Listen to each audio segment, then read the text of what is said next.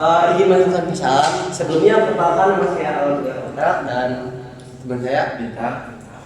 Di sini kami mempunyai judul yaitu optimalisasi manajemen jaringan berbasis QoS dan VLAN di SMN 1 Sindang Kasih.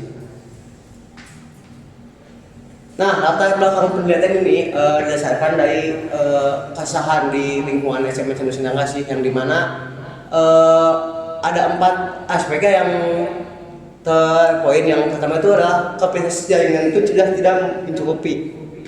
Yang kedua itu ada bottleneck data, yang ketiga juga ada penuh dengan QoS, yang keempat juga adanya salah keamanan.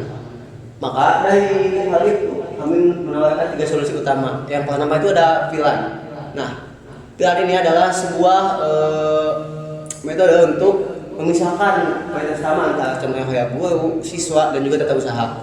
Selanjutnya ada QoS. Nah, QoS ini berperan sebagai manajemen bandwidth. Kenapa begitu? Supaya bandwidth itu tidak hanya fokus di satu entitas ataupun bisa dibilang supaya lebih terbagi dengan adil.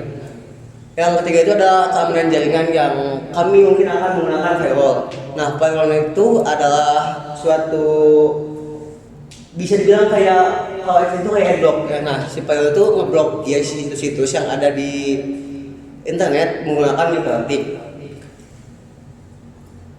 Nah, untuk metodologi yang kami pakai di sini ada 3 tahap. Yang pertama ada analisis. Nah, analisis ini kami lakukan langsung lokasi ke SMN Sindang Kasih. Yang kedua ada desain. Nah, untuk desain ini kami menggunakan Cisco Packet Tracer untuk mensimulasikannya. Yang ketiga juga sama, setelah desain kami melakukan simulasi menggunakan Cisco Packet Tracer untuk menguji konektivitas entah itu VLAN, distribusi bandwidth, dan efektivitas firewall. Ya, untuk anak-anaknya kami menggunakan NDLC atau kita bisa sebut dengan Network Development Life Cycle sebagai metodologi pengembangan jaringan yang Terus di sini juga ada analisis kondisi jaringan saat ini di SMN 1 Sindang Kasih, yang dimana infrastruktur jaringan SMN Sindang Kasih ini yang berjalan saat ini memiliki beberapa kelemahan mendasar dari sisi arsitektur, manajemen dan layanan keamanan data yang perlu segera ditangani. Jadi arsitektur single broadcast domain yaitu subnet tunggal seluruh perangkat menggunakan 192.168.1.10/24 tanpa pemisahan jalur. Tidak ada segmentasi. Semua entitas, guru, siswa dan TU berada dalam satu domain yang syaratnya sama. Beban broadcast tinggi, paket broadcast membanjiri seluruh jaringan setiap saat. Terus skalabilitasnya rendah, sulit dikembangkan seiring penambahan perangkat baru. Dan kelemahan layanan dan keamanan juga, tidak ada prioritas layanan untuk lalu lintas data penting seperti ujian online kayak yang kemarin dilakukan yaitu pas UTBK, dan siswa itu disatukan sehingga rawan intrusi dan kebocoran data sensitif administrasi sekolah. Next. Di sini ada perancangan topologi usulan untuk SMN 1 Sindang Kasih. Kami mengusulkan 4 poin ini, yaitu VLAN 10 untuk guru, yang dimana prioritasnya itu tinggi subnet dan mendapatkan alokasi bandwidth yang tinggi untuk mendukung kegiatan belajar mengajar tanpa gangguan. Dan yang kedua ada VLAN 20 untuk tata usaha. Bandwidth ini proposal untuk operasional administrasi dan akses sistem informasi sekolah. Dan VLAN 30 untuk siswa atau lab, prioritasnya rendah, terkontrol subnet, bandwidthnya terbatas dengan kontrol akses ketat dan pemblokiran situs non edukatif seperti situs gacor, ayam JP seperti itu. Dan VLAN 40 hotspot, prioritas paling rendah, alokasi bandwidthnya minimum untuk akses umum, tamu dan perangkat non-utama. Hasil simulasi pengujian dilakukan pada 3 aspek pertama, yaitu ada konektivitas interVLAN, distribusi QoS, dan efektivitas firewall. Seluruh hasil pengujian memenuhi target perancangan ditetapkan. Next.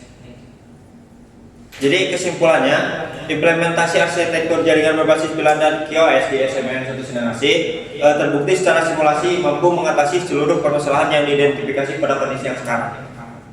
Yaitu VLAN meminimalisir broadcast, menerapkan VLAN terbukti berhasil meminimalisir beban paket broadcast pada switch, meningkatkan efisiensi penggunaan bandwidth secara keseluruhan di jaringan sekolah.